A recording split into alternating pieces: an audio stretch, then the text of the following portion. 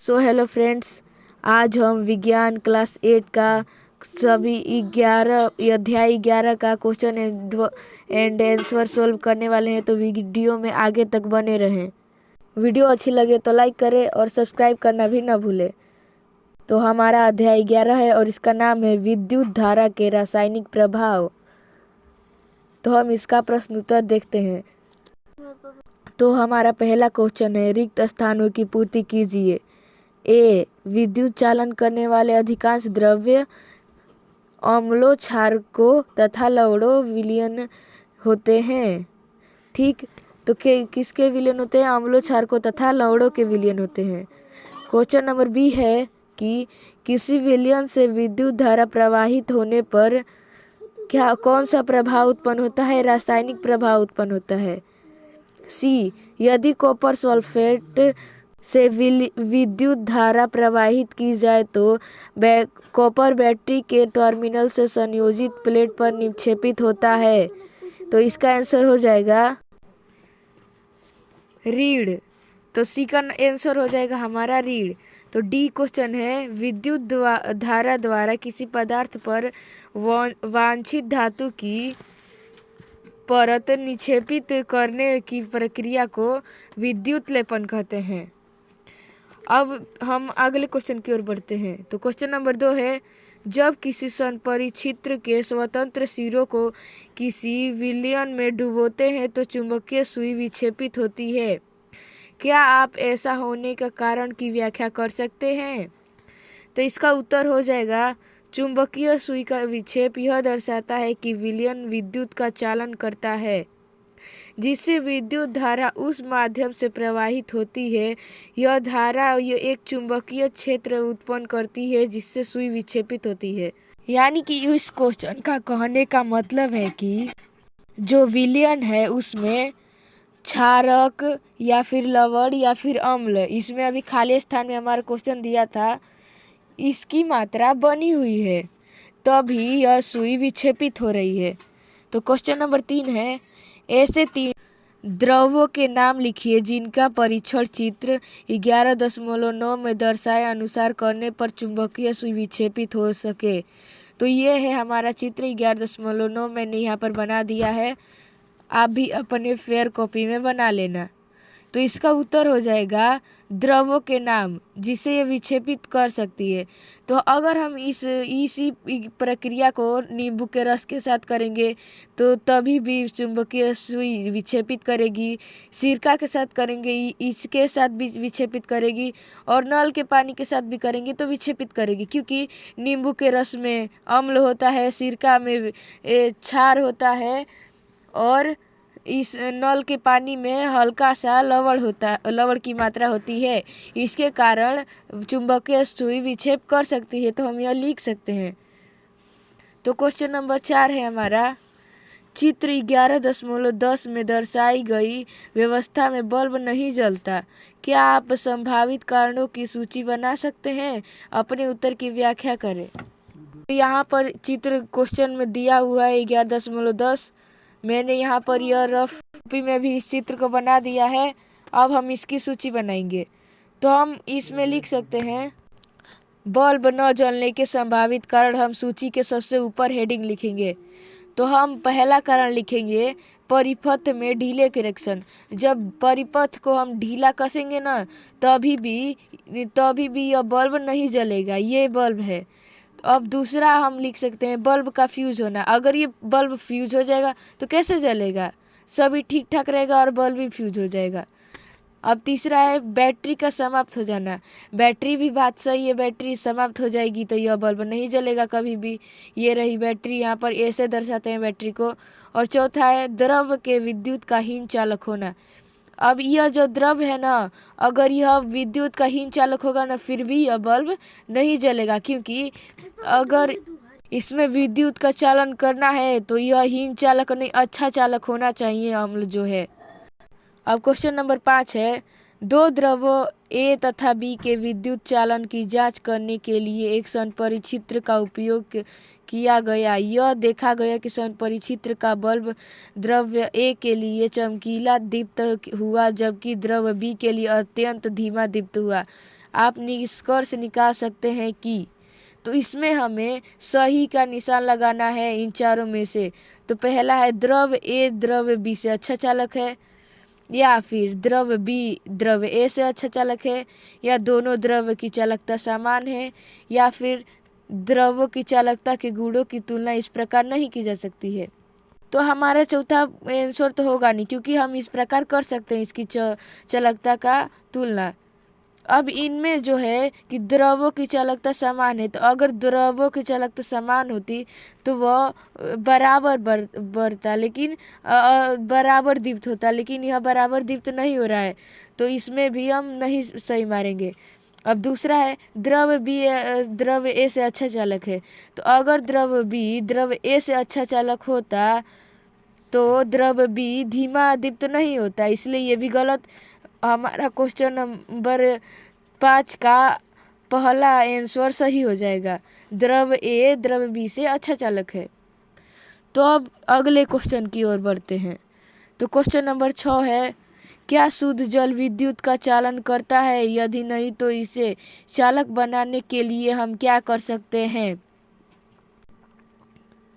तो अभी हमने पढ़ा कि अगर कोई भी अम्ल है, उसमें अगर किसी भी क्षार लवण या फिर अम्ल इन तीनों की मात्रा नहीं होगा तो उसमें विद्युत का चालन नहीं होगा, यानी कि उसमें विद्युत धारा प्रवाहित नहीं होगी। इसमें कुछ नहीं तो कुछ अशुद्धियाँ मिलानी होती है, इसलिए शुद्ध जल में हमारा कभी भी विद्युत चालन नहीं कर सकता। तो हम इसका आंसर इस प्रकार लिखेंगे कि नहीं, शुद्ध जल विद्युत का अच्छा चालन नहीं करता। इसे चालन बनाने के लिए हम इसमें अम्ल क्षार तथा लवण मिला सकते हैं। तो चलिए अगले क्वेश्चन की ओर बढ़ते हैं। तो 7 नंबर क्वेश्चन है, आग लगने के समय फायरमैन पानी के हौज पाइपों का उपयोग करने से पहले उस क्षेत्र की मुख्य विद्युत आपूर्ति को बंद कर देता है। व्याख्या कीजिए कि वे ऐसा क्यों करता है। तो देखिए, ये पाइपों को में इसलिए दिया हुआ है ना, क्योंकि हौज को ही पाइप कहते हैं। तो अब हम इसका आंसर देखेंगे कि क्यों जो फायरमैन होता है आग बुझाने से पहले मुख्य आपूर्ति को बंद कर देता है। तो इसका आंसर हो जाएगा, पानी विद्युत का अच्छा चालक है। मुख्य विद्युत आपूर्ति बंद करने से फायरमैन और अन्य लोगों को विद्युत झटके का खतरा नहीं रहता है। तो बात सही है, पानी जो है विद्युत का अच्छा चालन करता है, जिससे अगर वे आग बुझाएगा और पानी विद्युत के संपर्क में आएगा तो चालन करके उस जो विद्युत जो फायरमैन है उसको झटका भी दे सकता है और उससे करंट लग सकता है।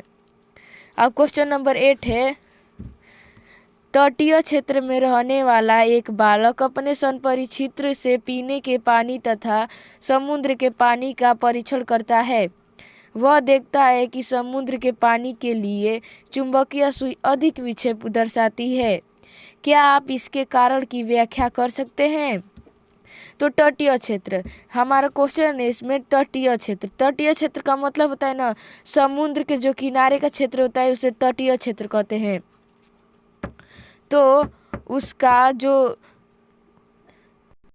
उसने परीक्षण किया, 2 सबसे पहले पानी लिए, एक पीने का पानी लिया और दूसरा समुद्र का पानी लिया। तो उसने उसका परीक्षण किया कि किस में चुंबकीय सुई विक्षेप करती है। तो जो समुद्र का पानी होता है ना, उसमें चुंबकीय सुई अधिक विक्षेप करती है। तो इसकी कारण की व्याख्या करते हैं। तो वह इसलिए विक्षेप करती है क्योंकि समुद्र के पानी में हम जानते हैं कि समुद्र के पानी में नमक की मात्रा ज़्यादा होती है। नमक एक लवण पदार्थ है, तो इसलिए हम जानते हैं कि विद्युत का चालन करने के लिए उस पदार्थ में अम्ल क्षार या फिर लवण मिला होना चाहिए, जो कि समुद्र के पानी में लवण मिला होता है। इसलिए हम इसका आंसर लिखेंगे, समुद्र के पानी में पीने की तुलना से अधिक लवण घुले होते हैं। मतलब पीने के पानी की तुलना से अधिक लवण घुले होते हैं, जिससे यह विद्युत का बेहतर चालक बनता है। इसलिए समुद्र के पानी के लिए चुंबकीय सुई अधिक विक्षेप करती है। तो समझ गए, अब हम क्वेश्चन नंबर 9 की ओर बढ़ते हैं।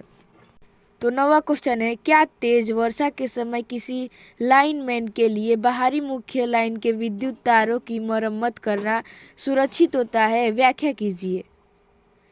तो इसका आंसर हो जाएगा हमारा नहीं, यह सुरक्षित नहीं है। पानी विद्युत का अच्छा चालक है, इसलिए तेज वर्षा के समय बाहरी मुख्य लाइन के विद्युत तारों की मरम्मत करना विद्युत झटके का खतरा बढ़ा देता है। तो हमें पता है कि पानी जो है विद्युत का अच्छा चालक है, और वर्षा हो रही है जिसके कारण जो विद्युत है वह वर्षा के पानी में चालन कर सकती है, और जो मरम्मत करने वाला है व्यक्ति है उसको करंट लग सकता है। हमें यही इस क्वेश्चन में आंसर लिख देना है। तो क्वेश्चन नंबर 10 है हमारा, पहेली ने सुना था कि वर्षा का जल उतना ही शुद्ध है जितना कि अशुद्ध जल, इसलिए उसने एक स्वच्छ कांच के बर्तन में कुछ वर्षा का जल एकत्रित करके परिचित्र से उसका परीक्षण किया। उसे यह देखकर आश्चर्य हुआ कि चुंबकीय सुई विक्षेप दर्शाती है। इसका क्या कारण हो सकता है? तो आपने भी कहीं सुना होगा कि वर्षा का जल शुद्ध होता है, तो यह इसलिए चुंबकीय सुई इसमें विक्षेप दर्शाती है क्योंकि अब जो वर्षा हो रहा है वह वातावरण में प्रदूषण के कारण अम्लीय वर्षा का कारण बन रहा है, जिसके कारण आप कक्षा 7 में पढ़े हैं कि जो ताजमहल का रंग है वो भी पीला होता जा रहा है। अम्लीय वर्षा को कम करने के लिए हम अधिक से अधिक अगर पेड़ लगाएंगे तो अम्लीय वर्षा कम हो सकता है। तो हम इसमें आंसर लिख देंगे इसका कि क्वेश्चन नंबर 10 का, वर्षा का जल शुद्ध होता है लेकिन वातावरण दूषित होने के कारण जो अब अम्लीय वर्षा होता है जिसमें घुले हुए लवण, धूल, कण, अन्य अशुद्धियां होती है। इसी कारण चुंबकीय सुई विक्षेप करती है या फिर दर्शाती है, यहाँ पर हम लिख सकते हैं। तो क्वेश्चन नंबर 11 है हमारा, अपने आसपास उपस्थित विद्युत लेपित वस्तुओं की सूची बनाइए। तो सबसे पहले हम समझते हैं कि विद्युत लेपन किसे कहते हैं।